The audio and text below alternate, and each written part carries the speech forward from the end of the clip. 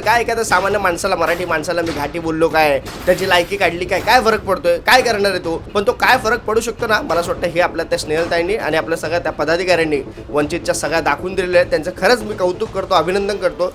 मित्रांनो, हा व्हिडिओ तुम्ही पाहिला असाल, हा जो फिरतोय सोशल मीडियावर कालपासून, रहेच्या बिल्डरच्या ऑफिसची तोडफोड करताना ही महिला आहे. ती ताई आहे आपली. खरं हिचं नाव आहे स्नेहल सोहनी म्हणून, आणि ही आपली वंचित बहुजन पक्ष जो आहे, वंचित बहुजन आघाडी या पक्षाच्या मुंबईच्या अध्यक्ष आहेत. बघा, आता ते तोडफोड केली, त्याला काय समर्थन मी देतो अशातला काही विषय नाही आहे. पण कसं आहे ना, असे वक्तव्य जेव्हा करताना कोणतरी मराठी माणसाच्या विरोधामध्ये, काय तो बोलला होता बिल्डर की तुम घाटी लोक तुम्हारी औकात क्या आहे. आणि मग नंतर मला असं कळलं, त्यांची मी जेव्हा मुलाखत पाहिली, जे राहुल जाधव म्हणून ते आहेत, ज्यांना ते बोलले, ते जे आपले मराठी माणूस आहेत, ते त्यांना तो काय बोललाय, तर त्यांच्या जातीवरून पण काहीतरी बोललाय. आणि डायरेक्ट मला जातीवाची शिवी दिली. मराठी भेंचो जैबीमध्ये घाटी तुम लोग सुधारने वाले नाही. ते आपल्या बौद्ध समाजाचे आहेत. आणि मग त्याच्यानंतर मग वंचित बहुजन आघाडीचे आपले कार्यकर्ते जे आहेत, ते त्यांचा रक्त सळसळलं आणि मग ते गेले.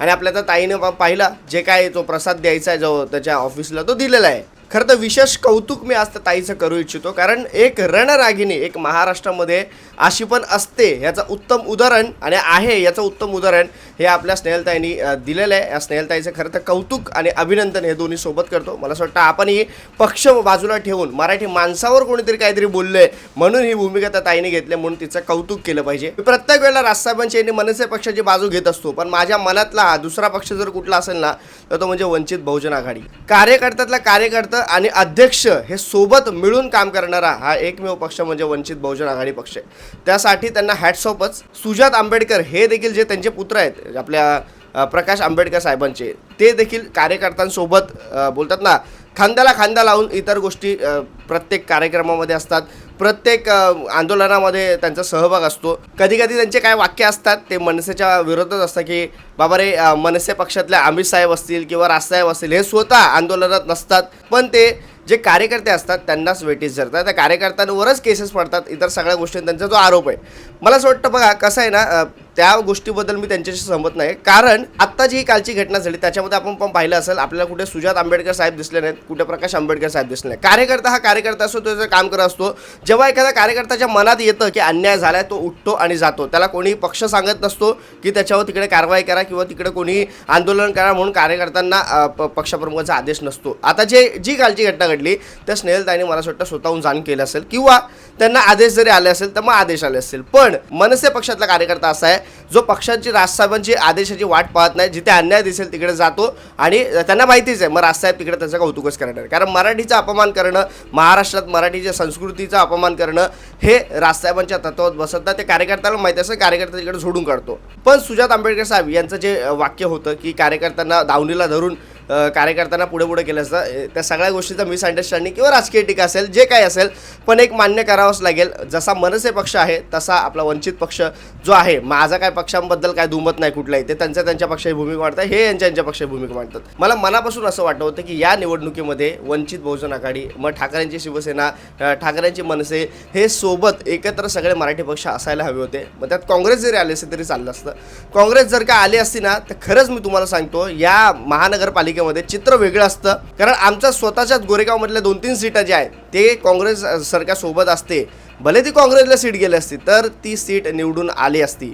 पण काय, यांच्या हट्टापायी किंवा इतर गोष्टीपायी, राजकारणापायी ह्या सगळ्या सीटा गेल्या भाजपला. आता त्याच्यावर काय बोलून फायदा नाही. शेवटी महापौर व्हायचा तो झालाच भाजपचा.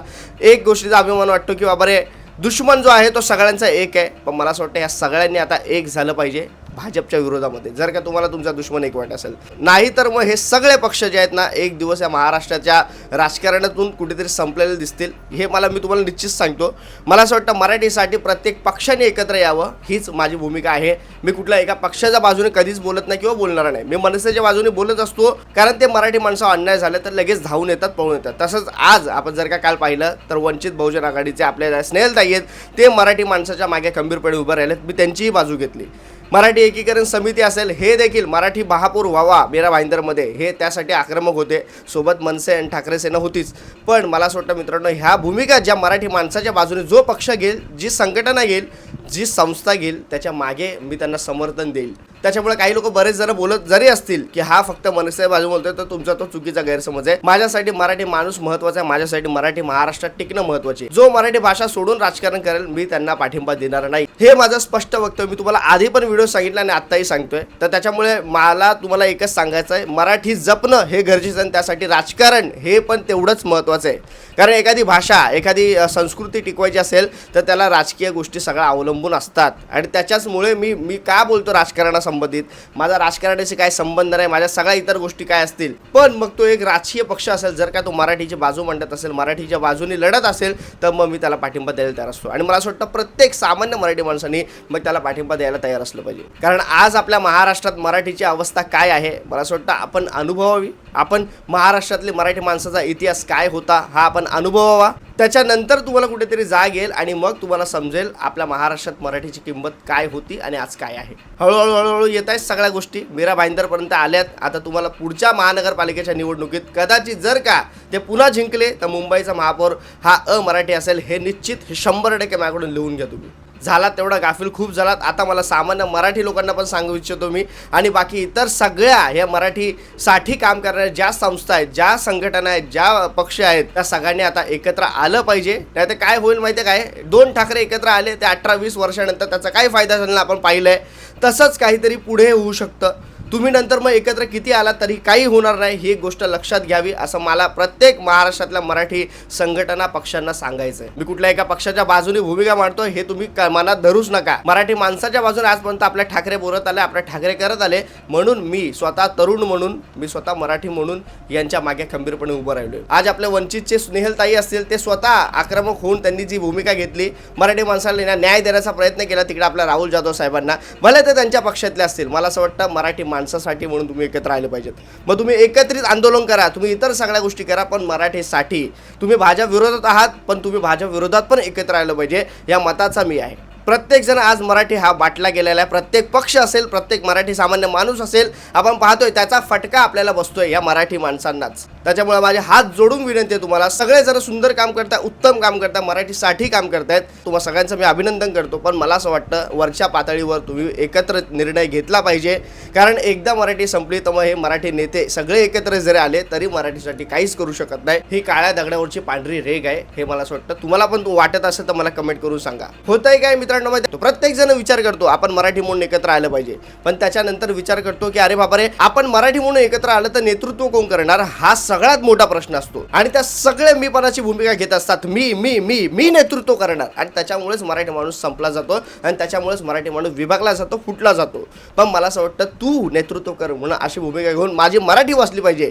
तुला पुढे यायचं, तू पुढे ये, पण माझ्या मराठीसाठी पुढे ये आणि मराठीसाठी आपण एकत्र होऊ. ही भूमिका मला असं वाटतं प्रत्येक सामान्य माणसाने, प्रत्येक पक्षाने, संघटनेने केली पाहिजे. तेव्हा कुठे जाऊन आपला महाराष्ट्रातला मराठी माणूस आपला महाराष्ट्र वाचेल. आपल्याला भरपूर गोष्टी करायच्या आहेत. आपल्या महाराष्ट्राला जे महापुरुष लाभलेत त्या महापुरुषांचं स्वप्न आपल्याला पूर्ण करायचं आहे. त्या महापुरुषांचा इतिहास आपला पुढे घेऊन जायचा आहे. महापुरुषांचे सगळे विचार आपल्याला आत्मसात करून इतर सगळ्या गोष्टी पुढे चालवायच्यात, पुढे करायच्यात. महाराष्ट्राची संस्कृती आपल्याला जपायची आहे, जोपासायची आहे. आणि त्याच्यामुळे मला असं वाटतं मित्रांनो, सगळ्यांनी एकत्र येणं गरजेचं आहे. मला आनंद वाटला त्या स्नेहलताईने जे भूमिका घेतली, कारण ह्या लोकांना त्यांच्या पैशाचा आणि सत्तेचा घमंड आहे. आणि त्याच्यामुळे हे सगळे बिल्डर जे आहेत ना, मी असं ऐकलं तो भाजपचाच कोणतरी आहे बिल्डर, पण त्याच्यामुळे त्यांना त्या एवढा रुबाब आहे आणि त्याच्यामुळे त्यांना माज आहे. त्यांनी विचार केला असेल काय एखाद्या सामान्य माणसाला, मराठी माणसाला मी घाटी बोललो काय, त्याची लायकी काढली काय, काय फरक पडतोय, काय करणार आहे तो, पण तो काय फरक पडू शकतो ना, मला असं वाटतं हे आपल्या त्या स्नेहलताईंनी आणि आपल्या सगळ्या त्या पदाधिकाऱ्यांनी वंचितच्या सगळ्या दाखवून दिलेले आहे. त्यांचं खरंच मी कौतुक करतो, अभिनंदन करतो. असेच मराठी माणसासाठी तुम्ही काम करा, एकत्रितपणे या, हीच माझी एक भावना आहे. तुम्हाला काय वाटतं मला